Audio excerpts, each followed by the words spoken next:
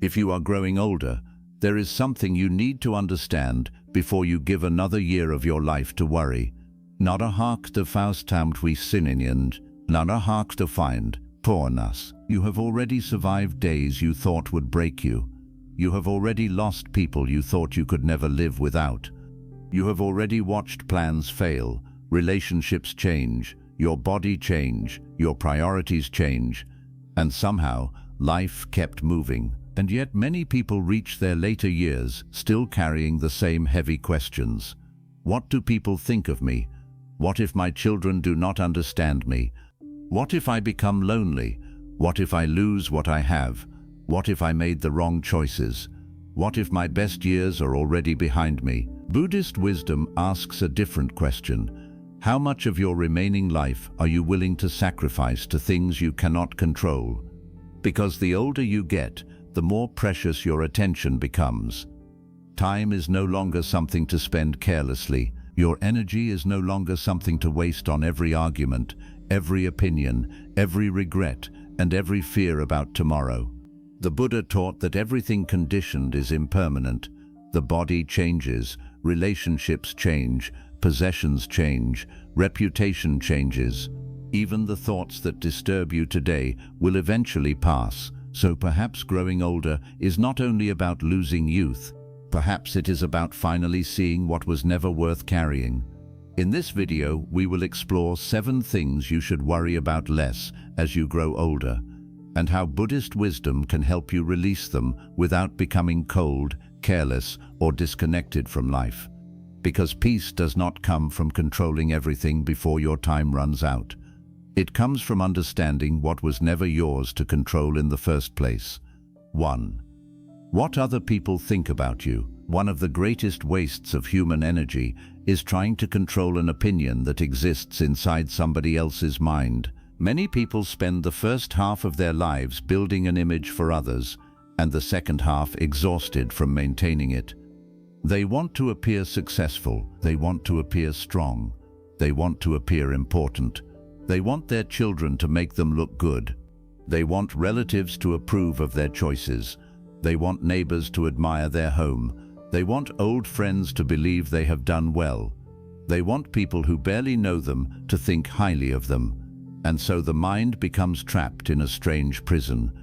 Before speaking, it asks, what will they think? Before changing direction, it asks, what will they say? Before saying no, it asks, will they be upset? Before choosing peace, it asks, will they call me selfish? This is not freedom. Buddhist practice repeatedly turns our attention away from reputation and toward intention. The question is not whether everyone approves of you. The question is whether your actions are rooted in greed, hatred, and confusion, or in wisdom, compassion, and clarity. Other people cannot answer that for you. A person may praise you while you are doing something harmful. A person may criticize you while you are doing something necessary. Praise does not automatically make an action wise. Criticism does not automatically make an action wrong. The Buddha spoke about worldly conditions that rise and fall, gain and loss, status and disgrace, praise and blame, pleasure and pain. These conditions come in pairs because life keeps moving between them. If you build your peace on praise, blame will destroy you. If you build your identity on status, losing status will frighten you. If you depend on being admired, you will become afraid of being misunderstood. The older you become, the more clearly you can see how unstable reputation really is. Think about people you worried about impressing 20 years ago. Where are they now? Some may have disappeared from your life. Some may have changed completely. Some may no longer remember the thing you were embarrassed about. Some may not even be alive. And yet at one time their opinion controlled your mood. This is worth understanding deeply. The mind often treats temporary judgments as permanent truths. Someone makes one careless comment and you carry it for 10 years. Someone does not invite you somewhere and you question your worth. Someone praises another person more than you and you feel diminished. Someone misunderstands your intention and you spend days explaining yourself. But the opinion of another person is an event. It appears in a mind. It changes. It disappears. It is not your identity. You can listen to useful criticism without becoming a prisoner of criticism. There is a difference between humility and dependence.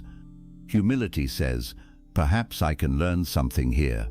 Dependence says, I need this person to approve of me before I can be at peace. Those are not the same. As you grow older, you have less reason to perform. You have already lived enough life to know that appearances are often misleading. The smiling family may be struggling. The wealthy person may be lonely. The respected person may be terrified. The quiet person may be deeply content. The person everyone envies may secretly wish for a simpler life. Why spend your later years decorating an image for people who cannot see your inner life? There is a Buddhist story found in different forms about a person being insulted and refusing to accept the insult as a personal burden. The point is simple. Not everything offered to you must be received. Someone may hand you criticism. You do not have to build a home for it inside your mind. Someone may misunderstand you. You do not have to chase them until they understand. Someone may dislike you. You do not have to become unlike yourself in order to change their mind. Growing older can bring the courage to say, this is who I am. I will continue to learn. I will apologize when I am wrong. I will correct what needs correcting, but I will no longer arrange my entire life around other people's opinions. That is not arrogance. Arrogance refuses to examine itself. Wisdom examines itself without begging for applause. There is another reason to worry less about what people think. People see you through the lens of their own conditioning. A fearful person may interpret your boundaries as rejection. A controlling person may interpret your independence as disrespect. A competitive person may interpret your success as a threat. A compassionate person may see the same behavior very differently. You cannot control the lens through which another person looks at you. Trying to do so is exhausting. If someone has decided to misunderstand you, 100 explanations may not help. If someone genuinely wants to understand you, sometimes one honest conversation is enough. You do not need to spend the remainder of your life on endless self-defense. Ask yourself instead, is my heart becoming less bitter? Am I becoming more patient?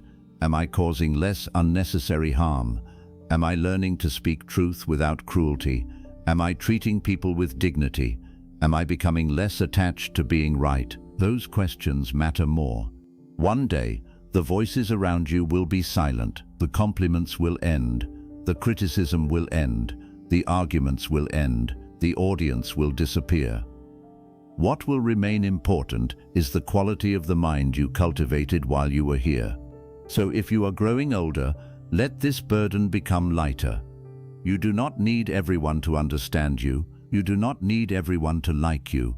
You do not need everyone to approve of the life you choose.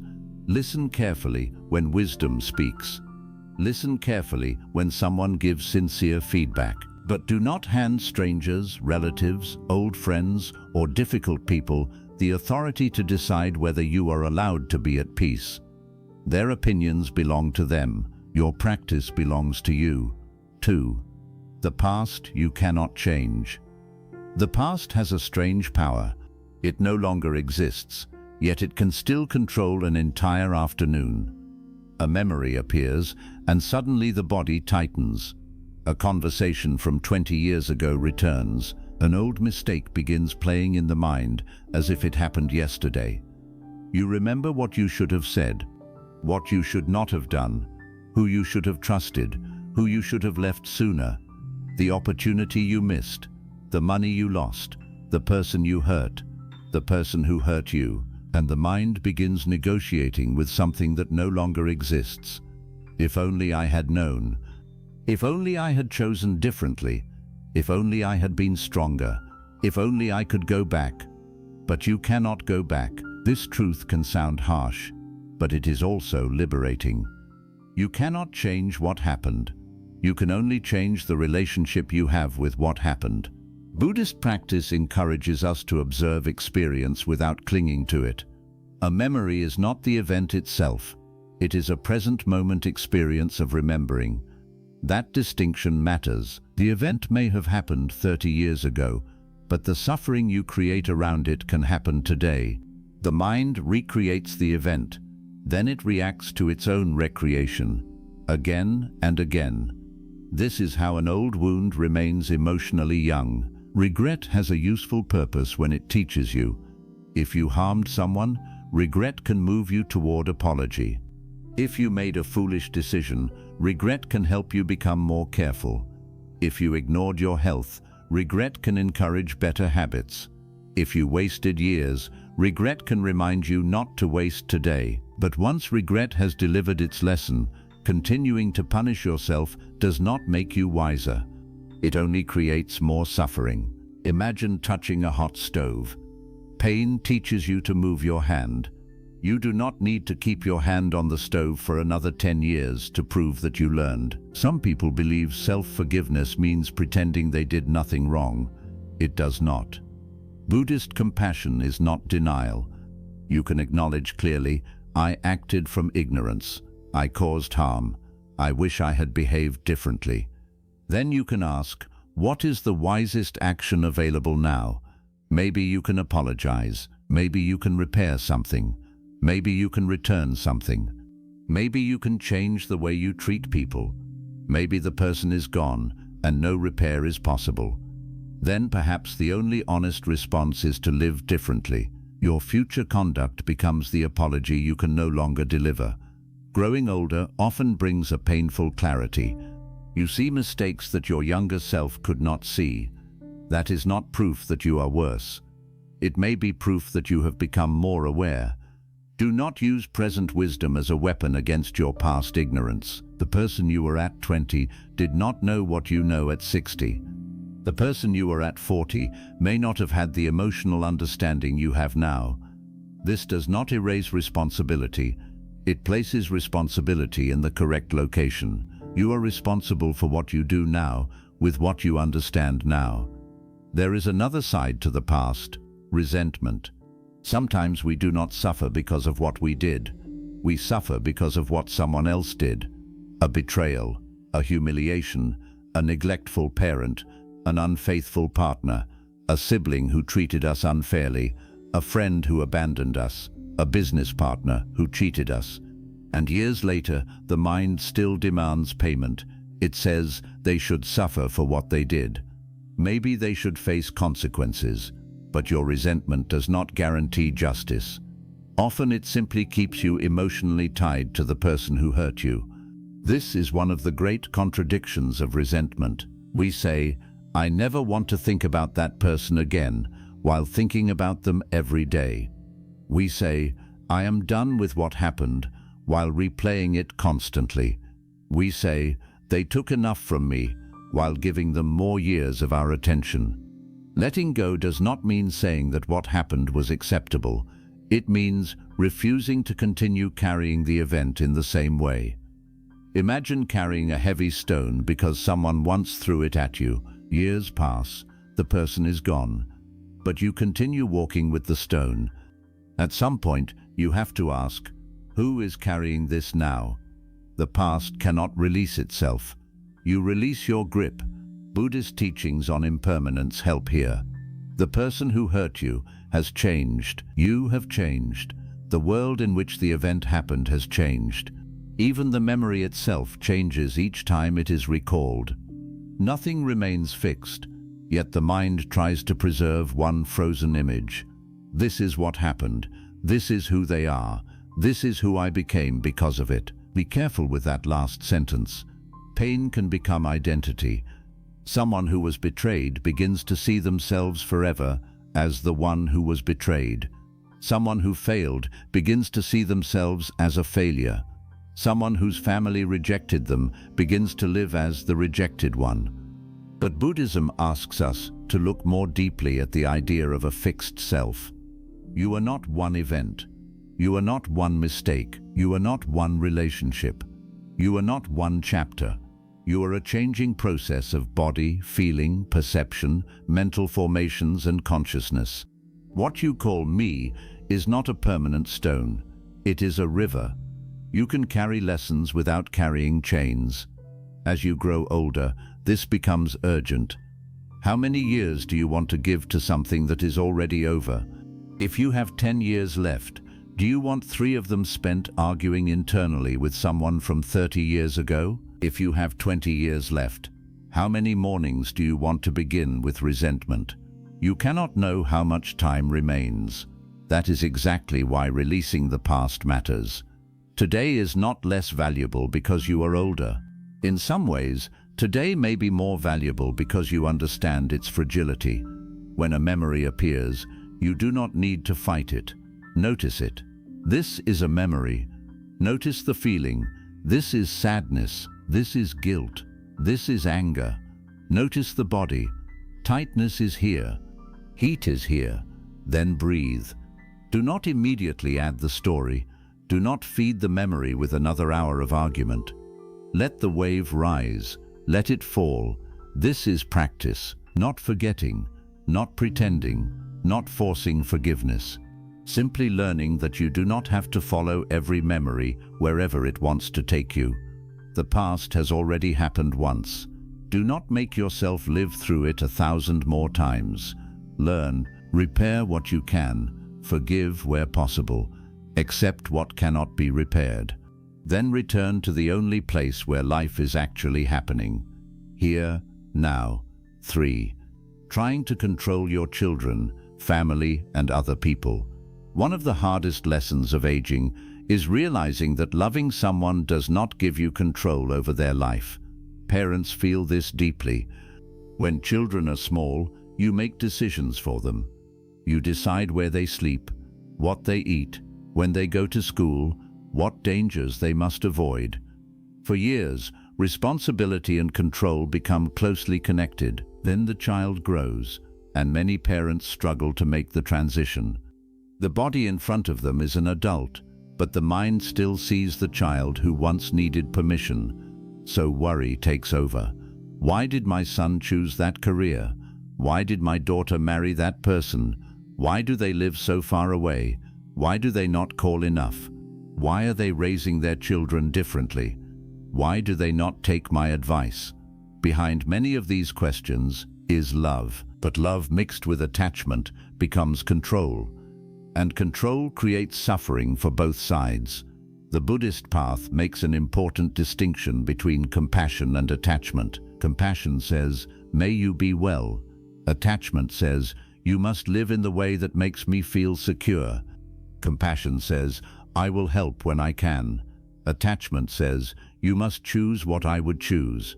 Compassion respects another person's path. Attachment tries to own it. This does not mean you should never advise your children.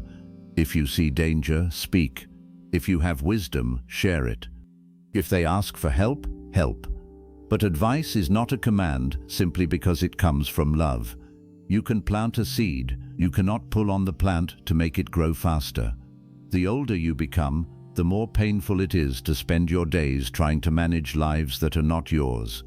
Your children will make mistakes. So did you. They will trust the wrong people. Perhaps you did too. They may waste money, ignore advice, change careers, end relationships, move away, choose beliefs you do not understand, make parenting decisions you dislike. You may be correct about some of these things, but being correct does not mean you can control the outcome. The Buddha emphasized karma as intentional action and its consequences. Each person inherits the results of their choices. You cannot live another person's karma for them. You can influence, you can guide, you can support, you can warn, but eventually they must walk. This applies beyond children. Maybe you worry about your spouse. You want them to become healthier, more patient, more affectionate, more responsible. You have told them many times, they know. At some point, your repeated worry may not be helping them. It may only be exhausting you. Maybe you worry about an adult sibling who repeatedly makes poor decisions. Maybe you worry about a friend who refuses to change. Maybe you worry about grandchildren whose parents raise them differently from how you would. Ask yourself a difficult question. Is my worry producing wise action, or is it simply repeating itself? If worry leads to one helpful conversation, useful preparation, or compassionate support, it may have served a purpose. If worry circles the same thought every night without producing anything useful, it has become mental suffering. There is a beautiful quality in Buddhism called equanimity. Equanimity is not coldness. It is not saying, "I do not care what happens." It is the understanding that all beings are owners of their actions and that you cannot protect everyone from every consequence. You can love deeply without controlling completely. This is difficult because control creates the illusion of safety. If my children listen to me, everything will be okay. But was everything okay when you listened to your parents? Probably not. Life still happened. You still faced pain. You still made mistakes. You still encountered situations nobody could prepare you for. Your children will too. One of the greatest gifts an older person can give younger family members is not constant instruction. It is steadiness. The kind of presence that says, "I may not agree with every decision, but I am not going to turn every conversation into a courtroom." Imagine how different family relationships become when advice is given without pressure, when an adult child can visit without preparing for criticism, when a grandchild can speak honestly without fearing judgment, when people come to you because your presence feels calm rather than controlling. This does not mean becoming passive when something serious is happening. Boundaries still matter. If someone is abusive, you do not need to tolerate abuse in the name of family. If someone is exploiting you financially, compassion does not require endless enabling. If someone repeatedly disrespects your home, you can establish conditions. Letting go of control is not the same as abandoning discernment. It means understanding where your responsibility ends. Your responsibility includes your speech, your behavior, your boundaries, your choices, your willingness to help. It does not include forcing another person's mind to change. Sometimes the most compassionate sentence is, "I have told you what I think. I love you. The decision is yours." Then you step back. That can be terrifying, because stepping back means allowing reality to teach what your words could not. Growing older can make family worry stronger because you feel time becoming shorter. You want everyone settled before you go. You want every conflict repaired. You want every child secure. You want every grandchild protected. This wish is understandable, but no human being leaves the world with every problem solved. Life does not become complete in that way. The work is not to arrange the world perfectly before you die. The work is to develop a mind capable of meeting an imperfect world with wisdom. Offer your family love that does not suffocate them. Offer advice without making obedience the price of your affection. Offer support without turning yourself into the solution for every problem. Let people learn. Let them stumble. Let them surprise you. Let them become people you did not design. A tree does not demand that every branch grow in the same direction. Perhaps family can be loved that way too. 4. Getting older, looking older, and losing youth. Few things reveal our resistance to impermanence more clearly than aging. A grey hair appears, a wrinkle deepens, the body becomes slower, recovery takes longer. You look at an old photograph and wonder where that person went. Sometimes this change happens so gradually that you barely notice it. Then one day you see yourself in a mirror, a shop window, or a photograph, and experience a moment of surprise. Is that really me? Society often makes this harder. We are surrounded by messages telling us that youth is more valuable. Look younger, hide your age, erase the lines, color the gray, fight aging, reverse aging, defy aging, as if aging were a personal failure rather than a natural process. But Buddhism begins with reality. Birth includes aging. The moment a body is born, it begins changing. There is no version of physical life in which the body remains untouched by time. When Siddhartha Gautama, before becoming the Buddha, encountered the realities of old age, sickness and death in traditional accounts of his life. These sights disrupted the illusion that comfort could protect anyone forever. Aging was not a small side issue. It was one of the realities that drove the search for liberation. We often understand this intellectually, but resist it emotionally. We know everyone ages. We just do not want aging to happen to us. We know beauty changes. We just want ours to remain. We know strength declines. We just hope to avoid it. This resistance creates suffering on top of change. Aging itself is one process. The mental statement, "This should not be happening," is another. Buddhist practice cannot promise that your knees will never hurt or your skin will remain smooth. It offers something more realistic, the possibility of not building your entire identity around the condition of the body. This body deserves care. Feed it well. Move it if you can. Sleep. See doctors when needed. Protect your health. There is nothing spiritual about neglecting the body.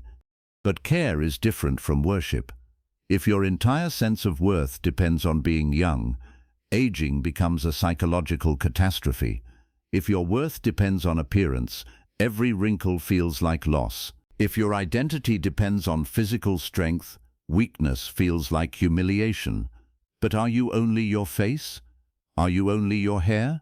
Are you only the number of stairs you can climb? Are you only the body that appeared in old photographs? Buddhist teaching invites us to examine the body carefully. It is a changing collection of conditions.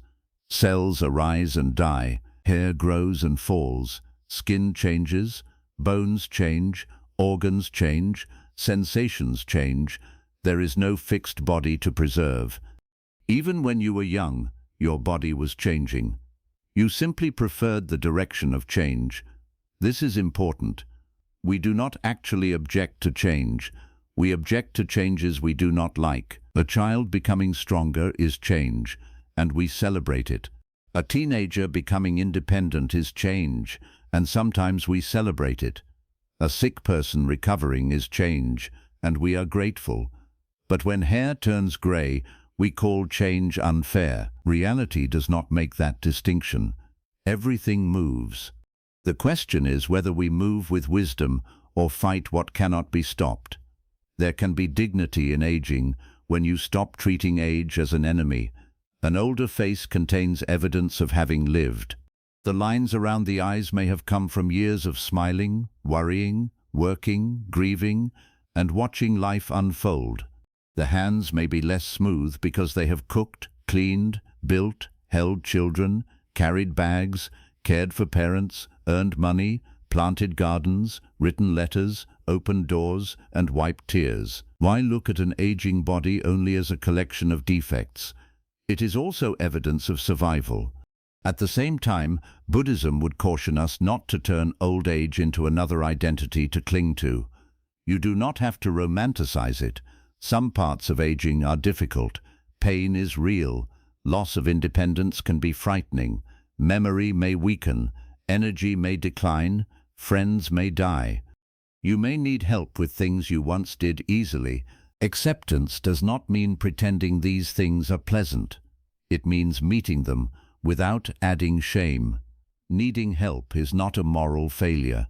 Walking slowly is not a moral failure. Forgetting a name is not a moral failure. Having an older body is not a moral failure.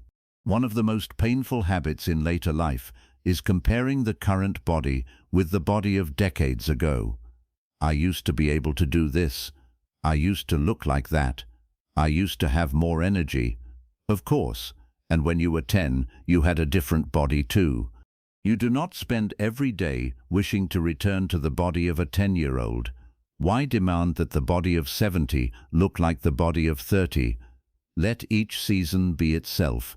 A flower is not ugly because its petals change. Autumn is not a failed version of spring. Evening is not a defective morning. Life has seasons. The problem begins when the mind insists that only one season is acceptable.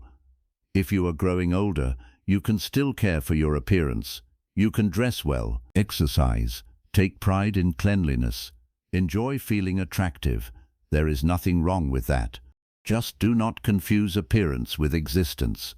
You are more than the version of you that others see for a few seconds, and one day, even this body must be released. Buddhist contemplation of death is not meant to make life gloomy, it is meant to make life clear. When you remember that the body is temporary, you stop demanding that it give you permanence. You become grateful for what it can still do. You appreciate the walk you can take today, the meal you can taste today, the person you can embrace today, the sunrise your eyes can still see, the voice you can still use to say, "I love you." That is a wiser relationship with the body, not denial, not obsession, gratitude without attachment, care without illusion. So when you notice another sign of age, try not to make it an insult. Pause. This is change. This is nature. This is life moving exactly as life moves. You are not failing, you are aging. And if you learn to meet that process with awareness, even aging itself can become a teacher. 5. Money, possessions, and having enough. Money matters. Anyone who says it does not matter is ignoring reality. Food costs money. Housing costs money. Medicine costs money. Transportation costs money.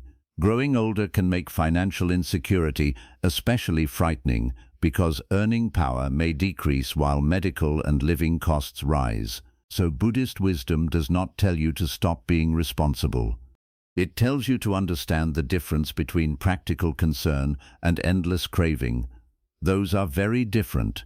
Practical concern asks, "What do I need and how can I prepare wisely?" Craving asks, "How much more must I have before I finally feel safe?"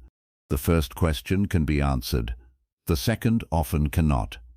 There are people with very little who worry about money. There are also people with enormous wealth who worry about money. This tells us something important. The amount in an account and the amount of fear in a mind are related, but they are not identical. A person can have enough for 10 lifetimes and still be terrified of losing it. Why? Because craving has no natural stopping point. The mind says, "If I get this much, then I will relax." It reaches that number. Then another fear appears. What if inflation rises? What if the market falls? What if my children need help? What if I live longer than expected? What if there is an emergency? Some preparation is wise, but worry can always invent another emergency. If the mind believes complete safety will come from possessions, it will never feel completely safe because possessions themselves are impermanent. Money can lose value, property can be damaged, businesses can fail, objects break, inheritance creates disputes, governments change rules, health expenses arise. The Buddhist response is not to become careless, it is to stop asking unstable things to give you permanent security. As you grow older, look around your home. How many things once felt important but now sit unused? Clothes you rarely wear, furniture nobody notices, tools you forgot you owned, boxes filled with objects you have not touched in years, perhaps gifts you kept out of guilt, old electronics, dishes saved for special occasions, decorations, books, documents, containers, things accumulated because at the time they seemed valuable. Every possession carries a small demand: store me, clean me, repair me, protect me, organize me, insure me, remember where I am. Eventually someone must decide what happens to me. This is why simplicity becomes increasingly beautiful with age. Not poverty, simplicity. Owning what supports life, rather than spending life supporting what you own. The Buddha's monastic path was radically simple, but householders have different responsibilities. The principle can still apply. Reduce unnecessary attachment. Ask yourself, am I using this or am I guarding it? Does this object serve my life, or has my life become organized around preserving it? Am I saving this because it matters, or because I am afraid to let anything go? Sometimes older people hold on to possessions because objects become connected to memory. This was my husband's. This belonged to my mother. My child used this when they were young. This came from our first home. There is tenderness in that. You do not need to throw away everything meaningful, but notice the difference between honoring a memory and becoming afraid to release an object. The person is not inside the object. The love is not destroyed when the object leaves. A photograph may remain, a story may remain, a lesson may remain, a quality you learned from the person may remain in your behavior. That is a deeper inheritance. Money creates another worry in old age: what to leave behind. Some people spend their final years anxious about distributing everything perfectly. Who gets what? Will the children fight? Did one child receive too much? Will the grandchildren waste it? Make reasonable plans. Write documents. Clarify your wishes, but understand this: you cannot control how people behave after you are gone. Once again, wisdom meets the boundary of control. You can prepare. You cannot guarantee. This is another reason to use resources while you are alive for things that matter. Help where help is appropriate. Enjoy some of what you earned. Give when generosity is wise. Support causes you value. Create experiences. Do not postpone every joy because you are trying to leave behind the largest possible number. There is a Buddhist emphasis on generosity because generosity loosens the grip of attachment. Giving teaches the mind, I can let something go and still be okay. That lesson is more valuable than the object itself. Generosity does not require wealth. You can give money, time, food, attention, knowledge, patience, a phone call, a meal, a sincere blessing, a listening ear. As you grow older, you may discover that the deepest forms of wealth are not easily measured: a peaceful home, a trustworthy friend, a body that still allows some independence, a child who calls, a mind that can sit quietly without attacking itself, enough food, a safe place to sleep, the ability to laugh, the ability to forgive. These things do not appear on a financial statement, but they shape the experience of being alive.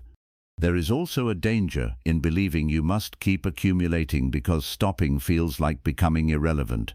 For decades, work may have provided identity. You earned, built, bought, improved. Then retirement or reduced work changes the rhythm. Without constant accumulation, the mind asks, what am I doing now? Perhaps now is the time to discover that being alive is not the same as producing. You do not need to justify every day with an economic result. A quiet morning can have value. Reading can have value. Walking can have value. Helping a grandchild can have value. Meditating can have value. Resting can have value. The market does not assign these things a price, but life is not a market. If your basic needs are met, ask how much mental space money deserves now. Do not become reckless. Do not ignore bills. Do not give away what you need because someone pressures you. Compassion includes yourself, but also do not let fear turn your remaining years into a permanent emergency. There may never be a number that makes the mind say, now nothing bad can happen. Something unexpected can always happen. Security is partly external, but peace must also be cultivated internally. Know what enough means. Without that, more will never become enough. 6. Being left behind, forgotten, or alone. Aging can change the social world. When you are younger, life may be crowded. Work brings people, children bring people, school events, family obligations, neighbors, appointments, travel, responsibilities. Then gradually, the noise becomes quieter. Children move into their own lives. Colleagues stop calling after retirement. Friends become ill. Some friends die. Relatives move away. Invitations decrease. The phone may ring less often. For some people, this quiet feels peaceful. For others, it feels like disappearing. A painful thought appears. People do not need me anymore, and underneath that thought is often another. If I am not needed, Do I still matter? This is one of the deepest worries of old age, the fear of being forgotten, the fear that life is moving forward without you. Buddhist wisdom can help us look at this without pretending loneliness is easy. Human beings need connection. The Buddha did not teach isolation as an ideal for everyone. Spiritual friendship and community are highly valued in Buddhist traditions. So if you are lonely, the answer is not simply to tell yourself that you should enjoy solitude. Reach out, join a community, call someone. Attend a meditation group, volunteer, visit family when healthy boundaries allow, build relationships with people of different ages. Connection matters, but there is also a form of suffering that comes not from being physically alone, but from believing that being alone means being unwanted. Those are not the same. You can be alone without being abandoned. You can be surrounded by people and still feel abandoned.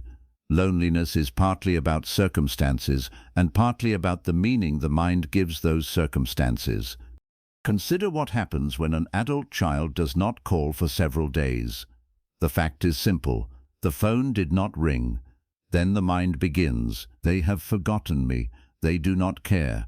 I gave them everything. Now I mean nothing. Maybe that story is true. Maybe it is not. Perhaps they are overwhelmed. Perhaps work is difficult. Perhaps they assume you are doing fine. Perhaps they are distracted by their own children. The mind often fills silence with the most painful interpretation available. Buddhist mindfulness teaches us to separate the event from the story. The event, no call today. The story, nobody loves me. Those are not identical. This distinction can save enormous suffering. Growing older also reveals how much identity can depend on being needed. Parents may become used to solving problems. Workers may become used to being consulted. Community leaders may become used to being recognized. When that changes, the ego experiences loss. But perhaps there is another way to see it. Maybe being needed less is not always rejection. Sometimes it means the people you cared for became capable. A child who no longer needs you to solve every problem may be evidence that your work as a parent succeeded. A workplace that continues without you is not proof that you were useless. It is simply how institutions work. You contributed. Then the role changed. Everything changes. Roles are especially impermanent. Mother of a small child, manager, husband, wife, caregiver, employee, provider, leader. These roles can be meaningful, but none of them is a permanent self. When a role ends, it can feel as if part of you died. In a sense, an identity did end. But awareness remains, life remains. A new relationship with existence becomes possible. Buddhism asks us to investigate who we are beneath the roles we cling to. This is where solitude can become a teacher. When nobody needs anything from you, what remains? When there is no audience, what is your mind like? Can you sit with yourself? Can you enjoy tea without taking a photograph of it? Can you walk without needing someone beside you? Can you experience an afternoon without interpreting quiet as failure? This does not mean you should choose permanent isolation. It means your peace becomes stronger when company is appreciated, but not required every moment. There is enormous freedom in enjoying your own presence. Many people never learn this because life stays noisy. Old age may create the space that earlier life never allowed. You can read slowly, meditate, observe birds, garden, pray or reflect according to your tradition. Listen to rain, cook carefully, write memories, learn something new, watch how the mind moves. None of these things are replacements for human love. They are ways of discovering that your inner life still exists when others are absent. Another painful part of aging is watching younger generations become the center of attention. At gatherings, conversations changed, new babies arrive, young couples build lives. People ask the younger person about their plans. The older person may feel invisible. This can hurt. But notice what the mind demands. Attention must remain where it once was. It cannot. Life continually moves the center. Once, you were the child everyone discussed. Then perhaps you became the young adult, then the parent, then the grandparent. Each generation steps forward. This is not an insult. It is the movement of life. A mature tree does not resent the sapling for reaching towards sunlight. It provides shade. It holds soil. It quietly supports a world that may not constantly praise it. There can be dignity in becoming less central. You do not have to disappear. Your voice still matters. Your experience matters. But you no longer need to compete for every spotlight. What can replace attention? Presence. A younger person may not remember every story you tell, but they may remember how they felt around you. Did they feel judged or accepted? Did they feel lectured or listened to? Did your home feel tense or peaceful? This is a form of legacy more powerful than being constantly noticed. You may also worry about dying alone. This fear touches many people. No one can guarantee exactly how the final moment will happen. Some die surrounded by family, some die in hospitals, some die unexpectedly, some die quietly. Buddhist contemplation encourages us to prepare the mind rather than trying to control the scene. If you spend years developing awareness, acceptance, compassion, and non-attachment, you are preparing for moments when external support may be limited. The person who has learned to sit with fear has something valuable when fear appears. The person who has practiced letting go has already rehearsed the deepest movement of life. You are not forgotten simply because the room is quiet. You do not become meaningless because fewer people ask for your help. Your worth does not decrease because the world becomes busy. Use solitude where it appears. Seek connection where it is healthy. Do not confuse attention with love. Do not confuse being needed with being valuable. And do not spend the later years of your life chasing people who only come closer when you beg. Let relationships breathe. Those who care may come and go according to the demands of their lives. Receive them with gratitude. Release them without accusation. And learn to become a steady companion to yourself. 7. Death and what you cannot take with you. There is one worry beneath many other worries: death. Sometimes we do not say the word, we disguise it. We worry about health because we fear death. We worry about aging because it reminds us of death. We worry about our children because we know we will not always be here to protect them. We worry about money because we fear vulnerability. We worry about being forgotten because we know one day we will leave. The older we become, the harder it is to pretend death belongs only to other people. Friends die. Public figures from our youth die. Siblings die. A spouse may die. We attend more funerals. The future becomes shorter in a way we can feel. Many cultures respond by avoiding the subject. Do not talk about death. Do not think about death. Stay positive. But Buddhism takes another approach. Remember death. Not obsessively, not morbidly, clearly. Why? Because remembering death can teach you how to live. If you knew with certainty that you had 1 year left, what arguments would become less important? Whose approval would matter less? What resentment would seem too heavy? What would you say to the people you love? What would you stop postponing? What would you give away? What would you forgive? What would you finally accept? Death brings priorities into focus. The problem is that we know death is coming but usually behave as if it is not. We postpone peace. I will relax after this problem is solved. Onani, onanyani. I will spend time with family when work becomes less busy. I will meditate when life calms down. I will apologize later. I will travel later. I will enjoy what I have later. Later is not guaranteed. This is not pessimism. It is accuracy. Buddhist traditions use contemplation of death to cut through carelessness. You do not know when death will come. You know only that if you are alive, it eventually will. When this is understood deeply, ordinary moments become more vivid. A conversation matters. A meal matters. A morning matters. A person sitting beside you matters. You stop assuming there will always be another chance. At the same time, death reveals the limits of ownership. Everything you call mine must eventually be released. My home, my bank account, my furniture, my clothing, my reputation, my photographs, my awards, my business, my body. Even the people we call mine are not possessions.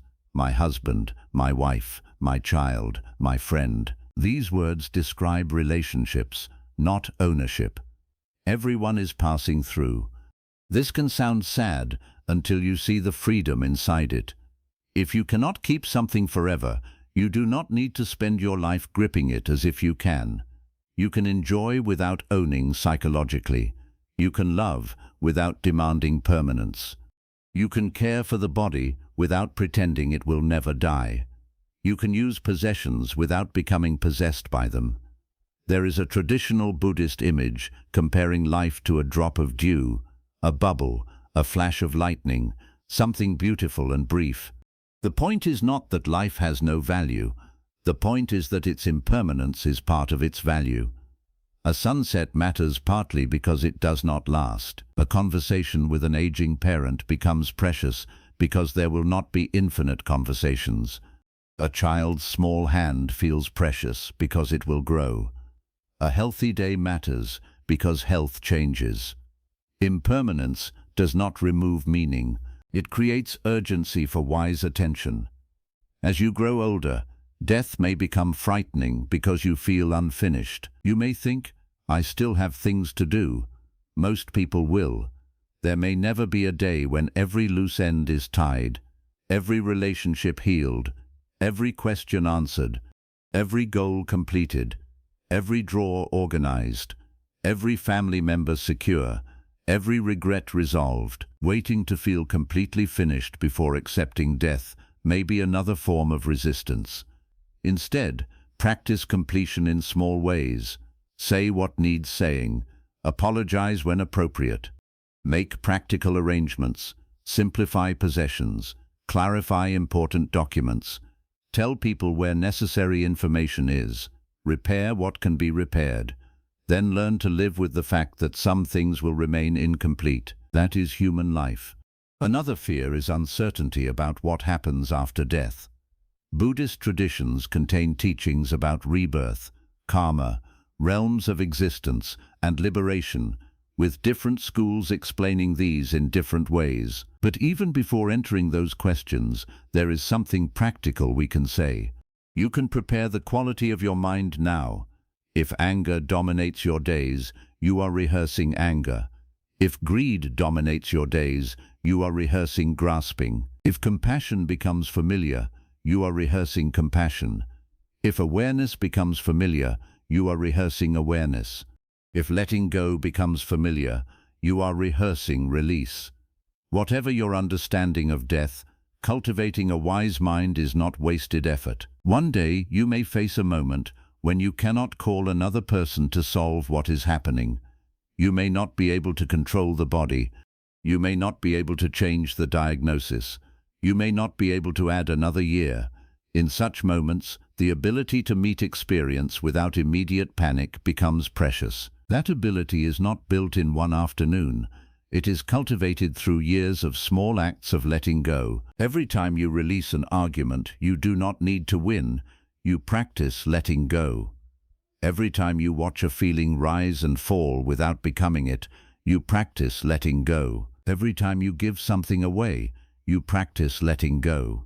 Every time you forgive an old wound, you practice letting go. Every time you accept a change in the body, you practice letting go. Every time someone leaves and you allow them to go without destroying yourself, you practice letting go. Life itself is training us for release. We simply do not always recognize the lesson. The fear of death can also become fear that your life did not matter.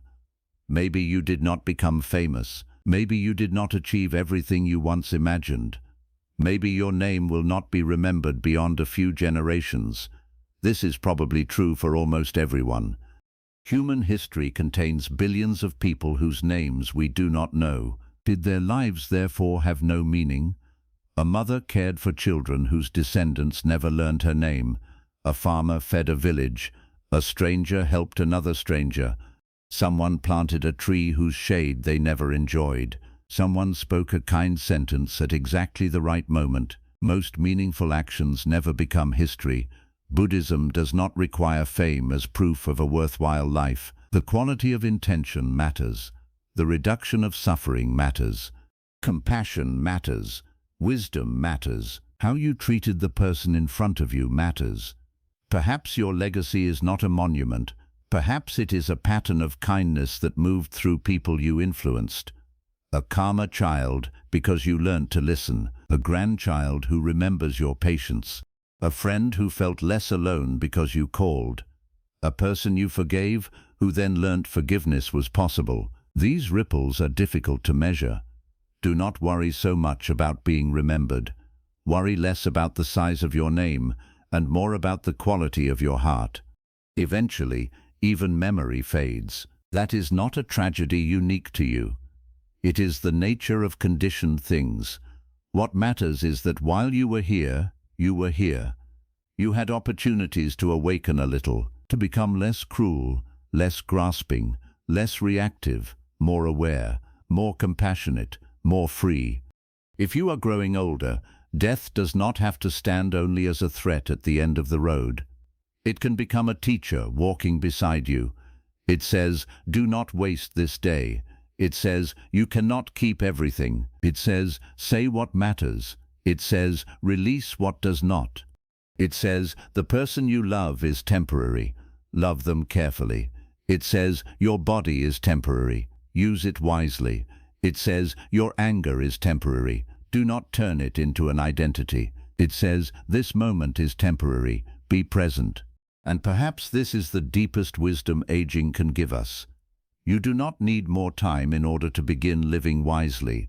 You need to stop wasting the time that is already here. As you grow older, worry less about being admired. Worry less about rewriting the past. Worry less about controlling the people you love. Worry less about looking young forever. Worry less about accumulating what you cannot keep. Worry less about being forgotten. And worry less about trying to make life permanent. None of it was ever permanent. That is not bad news. That is the truth that makes letting go possible. The cup is precious because it can break. The conversation is precious because it will end. The body is precious because it will age. The person beside you is precious because one day one of you will leave first. The morning is precious because there are only so many mornings. Once you truly understand this, life becomes simpler. You stop asking every moment to last. You begin asking whether you are actually present for it. You stop demanding certainty. You begin practicing courage. You stop trying to possess people. You begin loving them. You stop fighting every sign of aging. You begin listening to what aging is teaching. Maybe you have already spent many years worrying. That does not mean you need to spend the remaining years the same way. You can begin releasing today. One opinion, one regret, one attempt to control someone, one fear about your appearance, one unnecessary possession, one story about being forgotten, one fearful thought about death. Not all at once, just one grip at a time. The Buddhist path has never been about forcing yourself to become emotionless. It is about seeing clearly enough that you no longer need to cling so tightly. You can still care, you can still love, you can still plan, you can still protect what needs protecting, you can still grieve, you can still feel afraid. But beneath all of that, you can begin to understand this too will change, this too will pass. And because it will pass, I do not have to turn it into a prison. If you are fortunate enough to grow old, let old age become more than a number. Let it become a stripping away of what was never necessary. Let it remove the hunger to impress. Let it soften old resentment. Let it loosen the need to control. Let it teach you to respect the body without worshipping youth. Let it show you what enough means. Let it teach you how to sit peacefully with yourself. And let it remind you that one day everything must be released. Then perhaps growing older will not feel only like losing things. Perhaps it will also feel like becoming lighter. And in that lightness, you may discover something the anxious younger mind could not understand. Peace was never found by controlling everything. Peace began when you finally learned what you could let go. There is one more way to understand all 7 of these worries. They are different on the surface, but beneath them, they are connected by one habit of mind: clinging. We cling to reputation and suffer when people misunderstand us. We cling to the past and suffer because it cannot return. We cling to control and suffer when other people choose for themselves.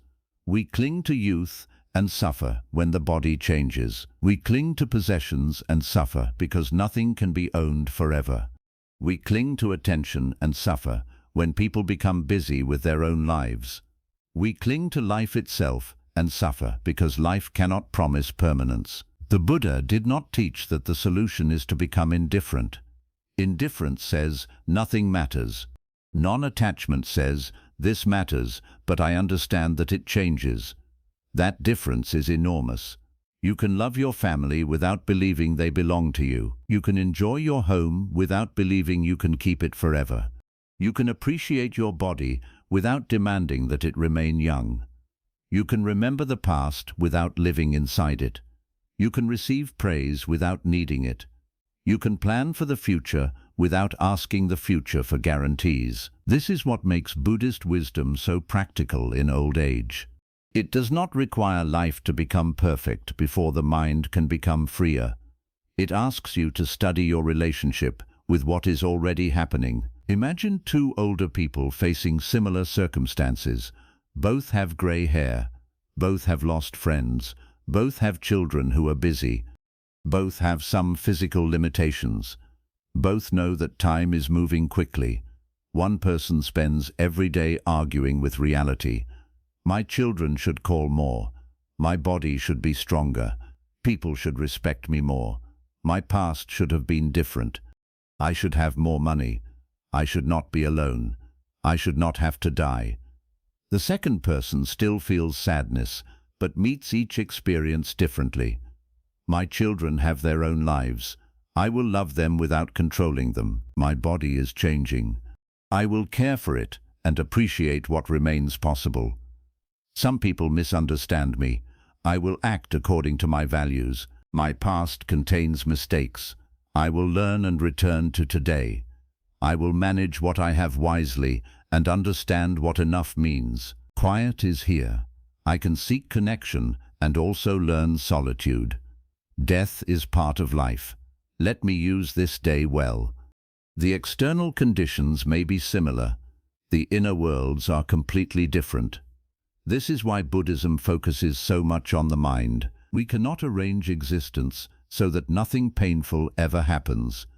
But we can learn not to multiply pain through endless resistance. Aging becomes especially powerful as spiritual practice because it removes illusions. When you are young and healthy, it is easy to imagine control. You can run faster, work longer, recover quickly, start over, make new friends, earn more money, change cities, change careers. The number of possibilities can create the feeling that life will always obey effort. Then age introduces limits. Limits are frustrating, but they are also honest teachers. They ask, can you still be at peace when you cannot get everything you want? That question goes to the heart of practice. If peace is possible only when the body feels perfect, it is fragile. If peace is possible only when children behave exactly as you wish, it is fragile. If peace depends on never being criticized, it is fragile. If peace depends on financial certainty, it is fragile. If peace depends on never being lonely, it is fragile. A deeper peace must be built on something else: awareness, understanding, compassion, acceptance. The capacity to let conditions arise and pass without making each one the foundation of identity. This is not easy. You may understand impermanence today and still become angry tomorrow. You may decide to stop caring about criticism and then feel hurt by one comment. You may tell yourself you have forgiven the past and then wake from a dream full of old resentment. That does not mean practice has failed. The mind has habits built over decades. You do not erase them through one insight. You notice them repeatedly. Each time the old habit appears, you have another opportunity. There is the need for approval again. There is the old regret again. There is the urge to control my child again. There is fear of aging. There is fear around money. There is loneliness. There is fear of death. Notice the experience before becoming the experience. This small space is where freedom grows. Instead of saying, "I am afraid," try noticing, "Fear is present." Instead of, "I am lonely," notice, "Loneliness is present." Instead of, "I am a failure because of my past," notice, "A painful memory is present." Language does not solve everything, but it can help us see that thoughts and feelings are events, not permanent selves. They come. They stay for a while. They change. They leave. You have already witnessed this thousands of times. No emotion has remained at exactly the same intensity forever. No thought has stayed continuously from childhood until today. No mood has survived unchanged. Even grief changes shape. Even fear changes shape. This is impermanence, not as philosophy, but as direct experience. The older you become, the more evidence you have. You have survived days you thought you could not survive. You have experienced joys that ended. You have experienced pain that softened. People entered your life. People left. You became versions of yourself you never expected. If everything has changed this much already, why should the mind continue demanding permanence? Perhaps old age is the perfect time to stop negotiating with impermanence. You have seen enough evidence. Now you can begin trusting the lesson. There is also a tenderness that can emerge when you understand this. You become less harsh with other people because you see that they too are aging. The difficult person you argue with is also moving toward loss. The arrogant person is also vulnerable to sickness. The person who ignores you will also one day be ignored. The person obsessed with beauty will also age. The wealthy person will also leave everything. The powerful person will also die. This does not excuse harmful behavior. It places it inside a larger reality. Everyone is fragile. Everyone is trying to hold on to something. Everyone is losing something. Everyone is afraid of something. Compassion becomes easier when you see this clearly. You may even begin to look differently at people who hurt you, not as monsters, not necessarily as people you need to welcome back into your life, but as human beings acting from their own ignorance, fear, craving, and conditioning. Sometimes distance remains necessary. You can forgive someone and still not trust them. You can wish them well and still refuse contact. Buddhist compassion does not require foolishness. It simply refuses to poison the mind with hatred when clear boundaries will do. That distinction becomes increasingly important in old age. Your energy is precious. Do not spend it fighting battles that have no meaningful end. Some arguments should be abandoned. Some relationships should be simplified. Some explanations should stop. Some people will never admit what they did. Some family members will never become who you wanted them to become. Some old wounds will never receive perfect closure. You can spend 10 more years demanding closure, or you can learn to walk without it. Closure is sometimes an internal decision. This happened. I did not want it. I learned from it. I am no longer allowing it to occupy the center of my life. That can be enough. Another practice that becomes valuable with age is gratitude without denial. Gratitude does not mean pretending everything is good. It means noticing that difficulty is not the whole picture. Maybe your legs hurt, but you can still hear music. Maybe one friend died, but another is still here. Maybe your children are busy, but you still have the ability to call. Maybe you lost money, but you have a meal today. Maybe your face is older, but your eyes can still see the evening sky. Maybe your life did not become what you imagined, but there are still moments of kindness available. The mind has a tendency to organize itself around what is missing. Buddhist awareness helps restore balance. What is also here? Pain is here. What else? Breath is here. Loneliness is here. What else? The sound of birds is here. Fear is here. What else? Warm tea is here. The point is not to replace pain with pleasant thoughts. It is to see the whole field. When worry narrows attention, life becomes smaller than it actually is. Awareness opens it again, and this may be one of the most important practices for anyone growing older. Do not wait for a perfect life before allowing yourself to notice what is still beautiful. Perfection is not coming, but this morning came, this breath came, this moment came. Receive it before it leaves. There may be a temptation, after hearing ideas like these, to make one more demand of yourself. I should stop worrying immediately. That too can become a form of struggle. Do not turn Buddhist wisdom into another reason to criticize yourself. If you have worried for 60 years, the habit may not disappear because you understood one sentence. Practice gently but consistently. When you catch yourself seeking approval, return to your intention. When the past appears, take the lesson and return to the present.